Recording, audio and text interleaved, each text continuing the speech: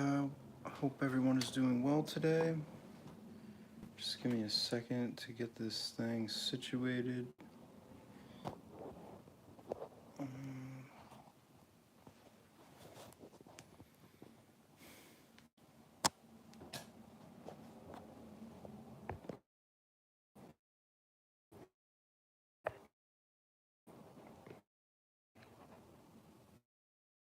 okay.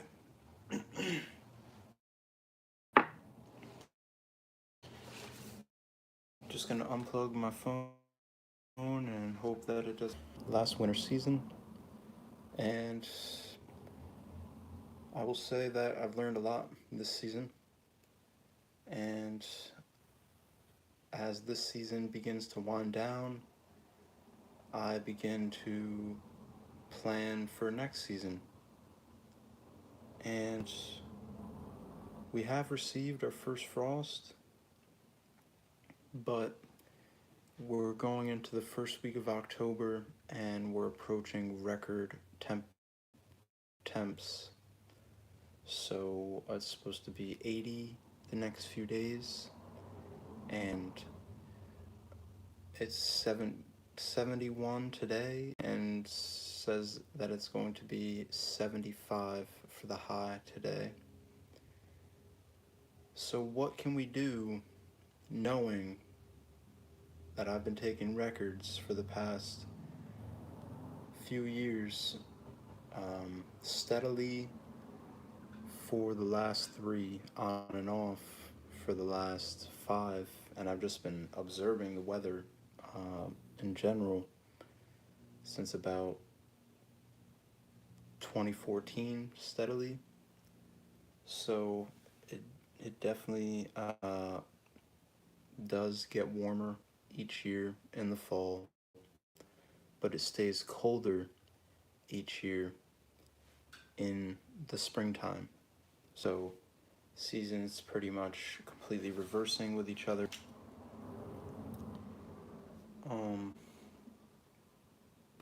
So what can we do? Well, I was listening to a very informational podcast, which I'll leave in the link of this podcast, and I forget the man's name, but the name of the company is Uprising Seeds, and he's working with some really cold hardy varieties in the Pacific Northwest. So I went on his website and I was looking, and he has things like an all open pollinated varieties, so you can save the seed yourself. And he has things like year round. I think I wrote some of them down. Year round cauliflower, like you plant it in the summer and then it has to go through a vernalization period, kind of like garlic, and then you get full size heads of cauliflower in the springtime. Now, I know they're a little bit milder, they only get down to like 5. I don't think they see any negative degrees, but that means if we just put 1 layer, possibly 2 layers of row cover over here in New England, that we could have full heads of cauliflower by April or May with no greenhouse. So for a young human being who is a dedicated, aspiring farmer, but doesn't necessarily want to put up all the infrastructure, and you want to keep your investments low in the beginning because you don't have much in the beginning, so eventually you could get that nice big greenhouse, but there's ways that you can work with the PVC piping and rebarb. But I'm thinking about even just lower tech. What can we do with the least amount of cover possible? And it seems that I seen another variety on his website that was called January cabbage, that doesn't harvest until January. I'm sure you probably need like one layer of row cover over here, but with the warming trends, I mean this January 2023, I dug all of my Jerusalem artichokes out of the ground, sunchokes, whatever you want to call them, and the ground was frozen. The ground was thawed. It was not frozen in on January 1st, I believe it was, first week of January. So that January cabbage might be right up my alley. So with these cold hardy varieties that I'm finding out that are out there, I'm gonna start looking in more into them. And like I said, now that the season is just winding down, pretty much the whole winter time is going to be working towards next season, planning, um, figuring out. I got really good at doing the soil blocks this year, so just now I think it's figuring out how to use my space more wisely and figuring out what my main crops are going to be. I have all these ideas and I want to take the farm in a whole bunch of different directions, and that's a good thing. You know, you got to have a little bit of this, a little bit of that, a little bit of this, and that way you always have something. But the main one of the main premises of this podcast is to show the temperatures that I record on a weekly basis. I take the high and the low and the humidity. So, I'm sorry, just making a quick note. So with that being said, I made a graph, and let's get into what is going on in this graph.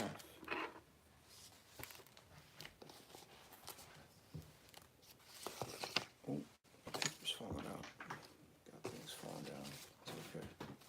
Here. So, don't know if you can see that. So that is this week's graph, and I am going to go over it real quick. It's actually better if I just hold it. So it starts on Sunday the 24th, and it ends today on Sunday the 1st. So from Sunday to Sunday, you get a full week. So I will hold it up there, and I will read from my note-keeping calendar. Okay. So the 24th, the low was 56, the high was 60. 25th, we got our 12th rain of the month. The low was 60 and the high was 56. Tuesday, 26, low was 55, high was 67. Wednesday, 27th, low was 43, high was 70, and we possibly got our first frost on that day, but I'm not sure. And I'm confident that, because I wasn't able to go up to the garden, but I work a half hour away and they're in the mountains, and they got their first frost. On the 28th, it was 43 again. These are all down here at my apartment, but 300 feet higher up at the garden, 6 minutes away. I definitely think they got like a 38. I got like a 38 that day up there because there is signs of a first frost. So again, 28th, 43 and 70. And then the 29th, we got our 13th rain. And it was 56, I'm sorry, 50 for the low and 56 for the high. And then Saturday, the 30th, 55 for the low, 67 for the high. And now today, October 1st, the low 57 and the high 71 so far, but it says that it's going to get up to at least 75 today. So that is the graph for this past week. Those are the temps. And we'll do this on a weekly basis. And this is to show in real time. I mean, I've been observing it. Other people may know. Call it whatever you may. But things are changing. And we can sit back and do nothing, or we can observe and adapt. So I think by tuning in wherever you are, I think it's about finding what varieties work best for you and will be able to, that are adapted the best to your climate, to your growing context. And that is why it may be of people's interest to save seed.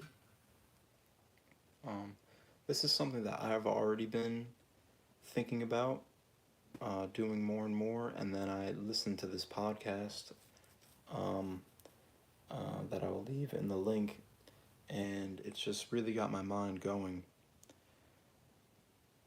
The winter production, I've already been practicing it for a whole one season last winter, and I'm practicing it this season, so my second season doing the winter farming, and just the potential of pushing the limits. I see. So you need to. It's right. Starts right around the summer solstice, but you need to just keep on continually planting, because right when the daylight goes below 12 hours, it slows down drastically.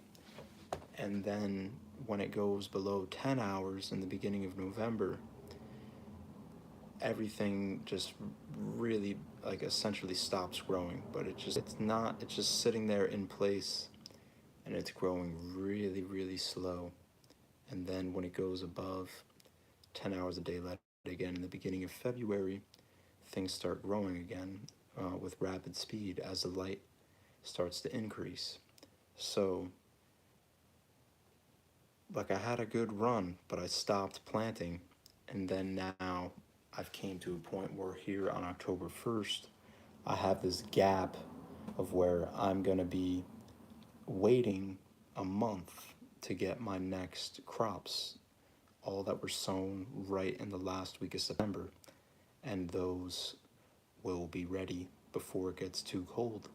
A whole bunch of cold hardy root crops and cold hardy greens under Agribon cover. I have videos all on my YouTube channel that you could check out if you're interested more in that. Swiss chard, kale, lettuce, kohlrabi, fennel. I put row cover over the peppers to try and keep the season going on those, since it's going to be so hot. But so much power in trying to keep the season going with little cover, because then if you do have greenhouses, you're growing through the winter no problem. But if there's potentially these varieties that you can grow in the field with no cover, or just one row or one layer of Agribon cover, maybe 2 layers, which I successfully overwintered mustard greens and lettuce last year just with 2 layers of Agribon cover. So if there's, like I said, now I'm just repeating myself, but that year-round cauliflower really intrigues me, and that January cabbage really intrigues me. So, but the thing is with the continual planting aspect, you need to have the space to keep on planting. And of course, on a 40 by 40, you're going to run out sooner or later of space. So, potentially, I don't even want to talk about it yet, but I'm looking for space to expand for this next coming growing season, 2024. And if that all goes through, then um, I'll be able to better myself as a farmer, and I'll be able to grow more food for myself, my family, and my community. So I'm looking forward to that, and we'll keep you updated on that.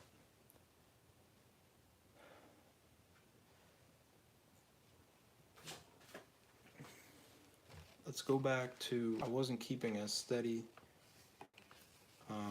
So the first week of October last year, first 68 and 46. I'll do the lows first. 34 and 58. October 3rd, we got our third frost. It was 33 and 60. 41 and 62. 46 and 67. 48 and 74. 37 and 62. And then it just keeps on frosting. We got our third one on the 4th, and then we got our second rain of the month of October, and then it just got frost, 5 frosts, and then, but the 12th, 70. So, and then, I mean, you go to November, and November 5th, 2022, 75.